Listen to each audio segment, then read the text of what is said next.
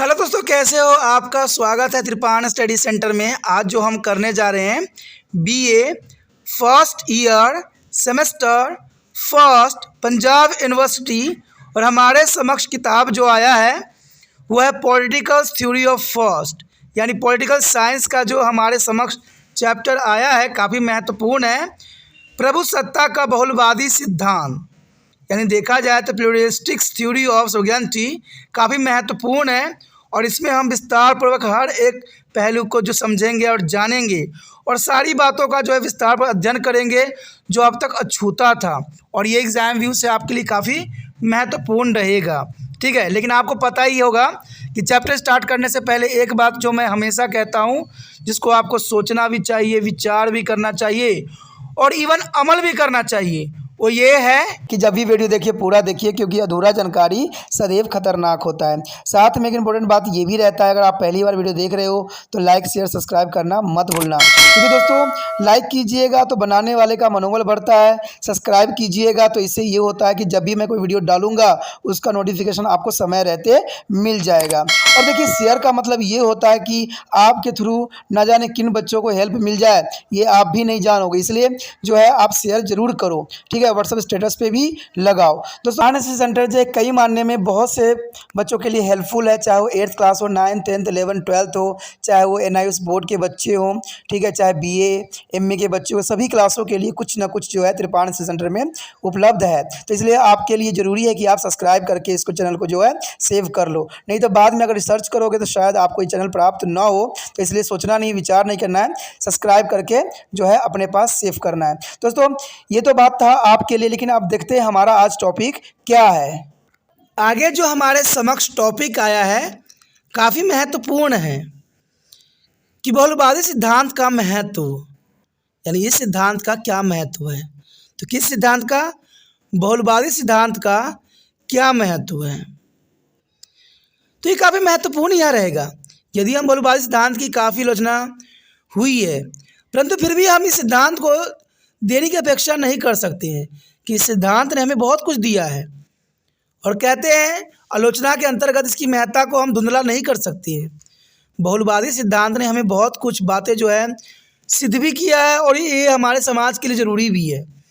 Even देखा जाए तो कहते हैं पहला पॉइंट तो यही दर्शाता है, विवेकदीकरण पर बल, यानी विवेक केंद्रीकरण पर बल, ये काफ़ी महत्वपूर्ण रहेगा।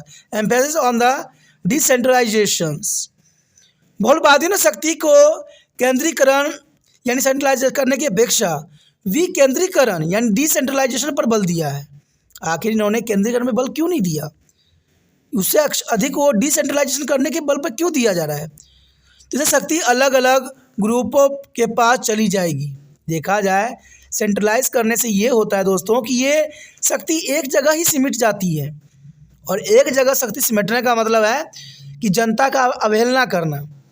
इसी कारण से जो है इसको हम डिसेंट्रलाइजेशन करते हैं और इसी पर बल भी देते हैं। इससे शक्ति अलग अलग ग्रुपों के पास चली जाएगी और कार्य ठीक तरह से हो सकेंगे।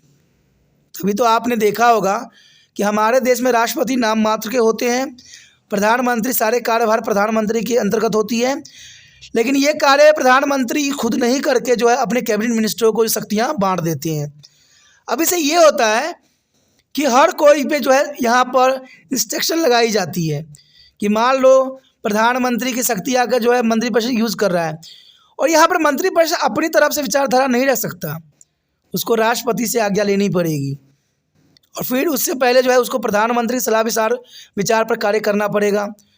तो इससे ये होता है कि डिसेंट्रलाइजेशन करने से कि शक्तियों पे जो है हम ठीक ठीक कंट्रोल रख सकते हैं, और इससे शासन जो है निरंकुशता से बची रहती है, शासन तनाशाह नहीं हो पाता है, और किसी भी क्षेत्र में तनाशाह शासन निरंकुश न हो, इसलिए जो है इसको डिसेंट्रलाइजेशन करना जरूरी है।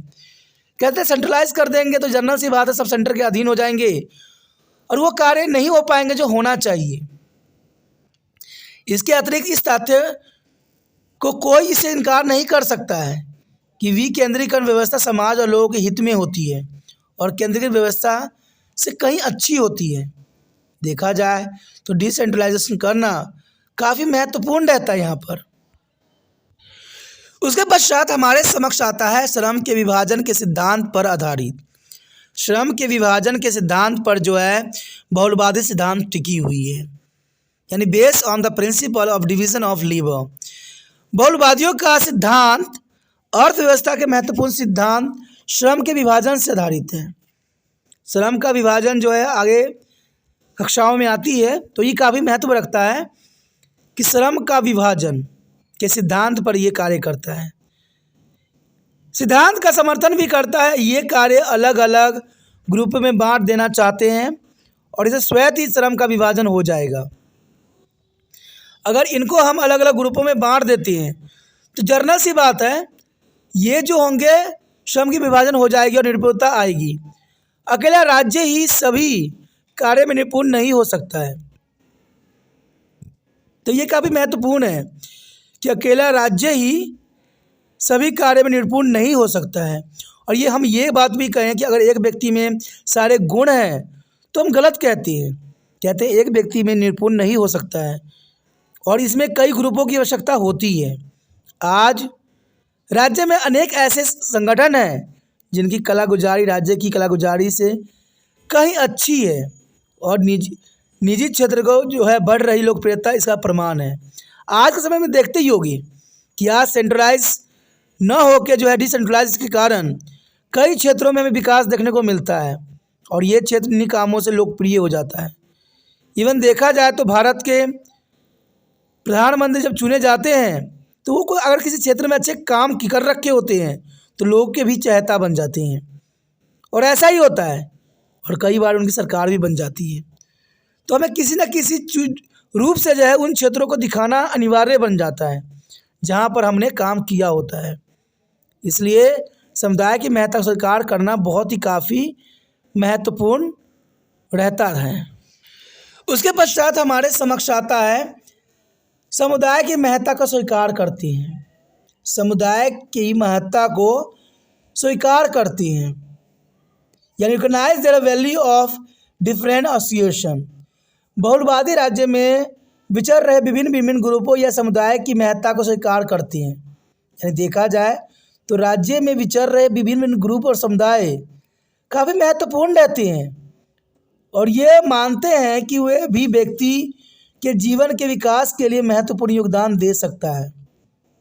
अन्य कोई भी ऐसा विचार नहीं है जिसके अनुसार समुदाय की महत्ता को हम मान्यता दी गई है। और ये सत्य है कि अकेला राज्य व्यक्तियों की सभी ज़रूरतों को पूरा नहीं कर सकता है। एक अकेला राज्य सभी ज़रूरतों की आवश्यकता की पूरा नहीं कर सकता है। जैसे देखा जाए, अगर हम अपने ही परिवार में देखें तो हमारी अपनी परिवार जो है सारी आवश्यकताओं को पूरा नहीं कर सकता है, तभी तो हम समाज में रहते हैं। और कहते हैं जिस कारण व्यक्तियों के जीवन के लिए अन्य गैर राजनीतिक संगठनों का अस्तित्व भी आवश्यक है। यानी देखा जाए तो व्यक्ति स्वयं में सब कुछ नहीं है, या कोई सरकार स्वयं भी सब कुछ नहीं है। उसको कई तरह के ऑर्गेनाइजेशन की ज़रूरत पड़ेगा, कई तरह के समर्थन की ज़रूरत पड़ेगा, और ये काफ़ी महत्वपूर्ण रहेगा। इवन देखिए, हम अगले पॉइंट की तरफ नज़र करें तो कहते हैं असीमित प्रभुता के विरुद्ध प्रतिक्रिया, the welcome reaction against the absolute sovereignty.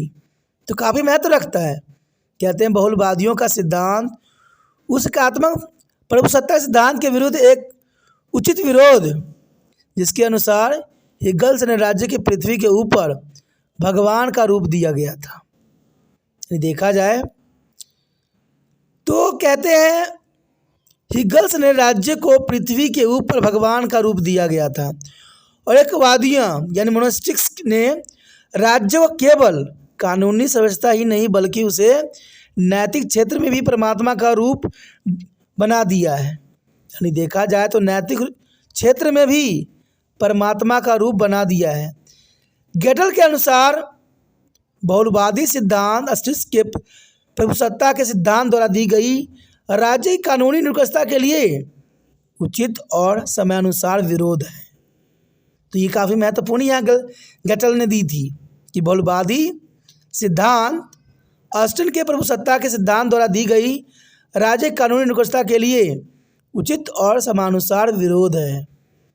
Even देखें तो गेटल ने आगे चल के बहुलवादी की प्रशंसा करते हुए लिखा है कि भले ही राज्य वैधानिक दृष्टि से सर्वशक्तिमान है, परंतु फिर भी इस पर नैतिक प्रतिबंध होने चाहिए।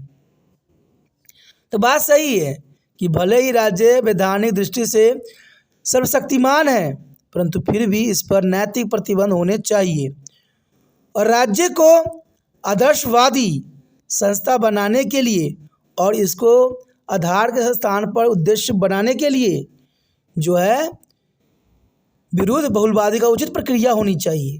तो यहाँ पर गैटल ने साफ शब्दों में कहा है कि भले ही राज्य वैधानिक दृष्टि से सर्वशक्तिमान हो, परंतु फिर भी इस पर नैतिक प्रतिबंध होने ही चाहिए और राज्य की आदर्शवादी संस्था बनाने के लिए और इसके साधन के स्थान पर उद्देश्य बनाने के विरुद्ध बहुलवादी एक उचित प्रतिक्रिया भी हो सकती है। तो यहाँ पर काफ़ी महत्वपूर्ण गैल्टस ने बात कही है। उसके पश्चात अगर हम बात करें तो व्यवहारिक सच्चाई पर आधारित, देखिए ये सारे काफ़ी महत्व है कि व्यवहारिक सच्चाई पर आधारित, the base on practical truth. बहुलवादी सिद्धांत व्यवहारिक सच्चाई पर भी आधारित है, क्योंकि व्यवहार में कोई भी राज्य सरकार निरंकुश व्यक्तियों का उपयोग नहीं कर सकती है, चाहे कानून के रूप में या राज्य का सर्वश्रेष्ठ और सर्वशक्तिमान माना जाता है, परंतु कोई भी राज्य सरकार ऐसा व्यवहार नहीं कर सकती है। आज अंतर्राष्ट्रीय वाद का युग है, जिसमें कोई भी राज्य मनमर्जी नहीं कर सकता है। अगर मनमर्जी कोई राज्य करता है तो उसका पतन हो जाता है और ये काफ़ी महत्वपूर्ण है। यदि कोई राज्य ऐसा करता है तो अंतर्राष्ट्रीय भाईचारा मिलकर राज्य के विरुद्ध कार्रवाई कर सकता है और ऐसे राज्यों को कई बार बहुत ऊंची कीमत चुकानी भी पड़ी है और ये काफ़ी महत्वपूर्ण है। देखा जाए तो इराक द्वारा कुवैत पर किया गया कब्जा और इसके बाद के परिणाम इसके उदाहरण हैं।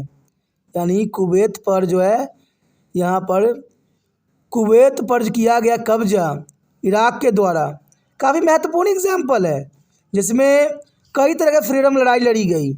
आपको पता ही होगा कि न्यू वर्ल्ड ऑर्डर भी इसी के अंतर्गत था। खाड़ी युद्ध के अंतर्गत जो है इराक को कुवैत से खदेड़ा गया और इसमें अमेरिका ने जो है मध्यस्थता का काम किया। अमेरिका के देखा जाए तो यहाँ पर कुल सैनिक 6 लाख गए थे और 6 लाख में सबसे अधिक सैनिक जो थे अमेरिका के थे। और देखा जाए तो इराक जरा कुवैत पर जो कब्जा हुई थी तो 34 देश इसमें सम्मिलित थे और 34 देशों ने जो है कुवैत को इराक से छुटकारा दिलाने के लिए राष्ट्रपति जो है अमेरिका के, उसके अंतर्गत ये कार्रवाई की गई थी और ये काफ़ी महत्वपूर्ण थी। ये सबसे महत्वपूर्ण उदाहरण है। अनेक अरब देशों में लोगों द्वारा स्थापित निरंकुश सरकार के विरुद्ध किए गए आंदोलन और शासन पलट घटना भी इसका सूचक हो सकता है।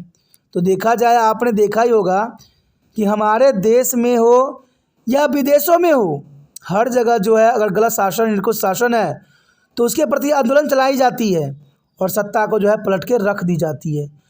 तो ये काफ़ी महत्वपूर्ण बात यहाँ रखता है कि सत्ता बनती है और सत्ता पलटती है और इसके पीछे कहीं ना कहीं कारण जो है ये बहुलवादी का सिद्धांत है और ये काफ़ी महत्वपूर्ण रखता है। यहाँ पर अगर हम बात करें कि बहुलवादी लेखिका कुमारी फैलिट का, तो उन्होंने अपनी पुस्तक नया राज्य द न्यू स्टेट में बहुलवाद के निम्नलिखित गुणों का वर्णन किया है और इनका गुण काफ़ी महत्वपूर्ण है। जहाँ पर कुमारी फैलिट ने जो है अपनी नए राज्य में द न्यू स्टेट में बहुलवादी गुणों का वर्णन किया है। उन्होंने साफ शब्दों में ये बात का जो है जिक्र किया था कि बहुलवादी राज्य की स्वच्छता के अधिकार का खंडन करते हैं। बहुलवादी राज्य की स्वच्छता के अधिकार का खंडन करता है। वो राज्य में विभिन्न संघों के महत्व को स्वीकार करते हैं और उन्हें अपने कार्य क्षेत्र में काफ़ी जो है स्वतंत्रता भी दिए जाने के हक में है। स्वतंत्रता भी दिए जाना काफ़ी महत्वपूर्ण लगता है। वह स्थानीय जीवन में स्वसत्ता यानी एंटोनॉमिस इन द लोकल लाइफ के महत्व को स्वीकार करते हैं। तो ये काफ़ी महत्वपूर्ण है कि वह स्थानीय जीवन में जो स्वसत्ता यानी एंटोनॉमिस इन द लोकल लाइफ को जो है यहाँ पर कुमारी फिलिस्ट जो है स्वीकार करती है। उनका विचार है कि राज्य के हित और व्यक्तियों या व्यक्तियों के संघ के हित सदैव परस्पर सुमेल नहीं रखते हैं। देखा जाए तो महत्वपूर्ण बात है कि राज्य के हित और व्यक्तियों के संघों के हित सदैव परस्पर सुमेल नहीं रखती हैं। वह संघों और संघवाद के सुमेल को अच्छी तरह पहचानती हैं। वह संघों और संघवाद के सुमेल को अच्छी तरह पहचानते हैं। अगर इस बात को हम निष्कर्ष के रूप में देखें तो यहाँ पर बहुलवादी का महत्वता काफ़ी महत्वपूर्ण थी। संक्षेप में हम कह सकते हैं कि बहुलवादी असीमित राज्य के सिद्धांत का खंडन करता है, यानी असीमित राज्य का सिद्धांत नहीं होना चाहिए और राज्य की निरंकुशता के विरुद्ध उचित प्रतिक्रिया होनी चाहिए। और इसके अतिरिक्त यह सिद्धांत व्यक्तियों के जीवन में विभिन्न संघों के महत्व को स्वीकार करता है और शक्तियों के विकेंद्रीकरण पर बल देता है।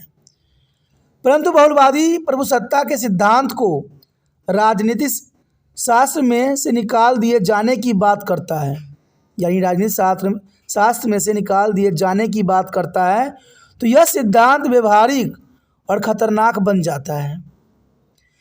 प्रभुसत्ता राज्य की महत्वपूर्ण विशेषता है और प्रभुसत्ता के बिना राज्य कल्पना भी नहीं की जा सकती। प्रभुसत्ता के बिना राज्य कल्पना करना संभव नहीं है और राज्य के बिना हम सभ्य समाज के बारे में सोच नहीं सकते। तो देखा जाए सब एक दूसरे से जुड़े हुए हैं। कहते हैं प्रभुसत्ता और बहुलवादी अगर साथ लेकर चलें तो काफ़ी महत्वपूर्ण रह सकता है, क्योंकि हम जानते हैं किसी को पूरी शक्ति दे देना भी घातक सिद्ध होता है और किसी से पूरी शक्ति खींच भी लेना वो भी जो है कार्य प्रणाली को आगे नहीं बढ़ा सकता। तो ये काफ़ी महत्वपूर्ण है कि देखा जाए अगर हम दोनों को तालमेल बना के आगे चलें तो ये जग का कल्याण भी है और इसमें जनता की भलाई भी निहित है और ये काफ़ी महत्वपूर्ण है बहुलवादी यहाँ पर। और इसी के साथ हमारा चैप्टर भी ख़त्म हो जाता है जो काफ़ी महत्वपूर्ण था। अगर आपको समझ में आया, अच्छा लगा, समझ में आया है तो जितना हो सके इस वीडियो को शेयर कीजिए। अगर समझ में नहीं आया है तो जर्नल सी बात है, शेयर करने की आवश्यकता नहीं है, क्योंकि कहते हैं ना जो चीज़ अच्छा है वो दूसरे बच्चे को पहुँचाने में आप तिरपान से उसकी मदद कर सकती हो। जब आपको ही समझ में नहीं आ रहा है तो क्यों करोगे। कहते हैं जब कोई चीज़ समझ में आती है तभी दूसरे बच्चे जो हैं दूसरे के लिए कार्य करते हैं। जब आपको समझ नहीं आ रहा है, अच्छा नहीं लगता है, तो जनरल सी बात है शेयर करने की भावना भी आपको में नहीं होगा। और मैं भी यही बात कहता हूँ कि जो चीज़ नहीं समझ में आए, नहीं अच्छा लगे, उसको आगे बढ़ा के कोई फ़ायदा नहीं होता है। लेकिन जो अच्छा लगे, समझ में आ जाए, उसको न आगे बढ़ाना भी सबसे बड़ा मूर्खता होती है। क्योंकि देखिए कहते हैं कोई इंसान स्वयं आगे नहीं बढ़ता है। इस संसार में कहते हैं एक हाथ ताली कभी नहीं बजती है। अगर कोई चीज़ आपको समझा रहा है, कोई कोशिश आपके लिए कर रहा है, तो उसको भी आगे बढ़ाने का दायित्व आपके पास है और ये दायित्व आप निभा सकती हो। अगर तिरपान से चाहते हो कि यार आगे जाए और ये वीडियो सब तक पहुँचे तो जितना हो सके शेयर करने की भावना होनी चाहिए। समझ में आता है तो ज़रूरी है। पहली बार मेरे चैनल पे आए हो और पहली बार वीडियो देख रहे हो, अगर समझ में आ रहा है, अच्छा लग रहा है, तो सोचिए नहीं कि यही वीडियो तक ही सीमित है तिरपान सेंटर।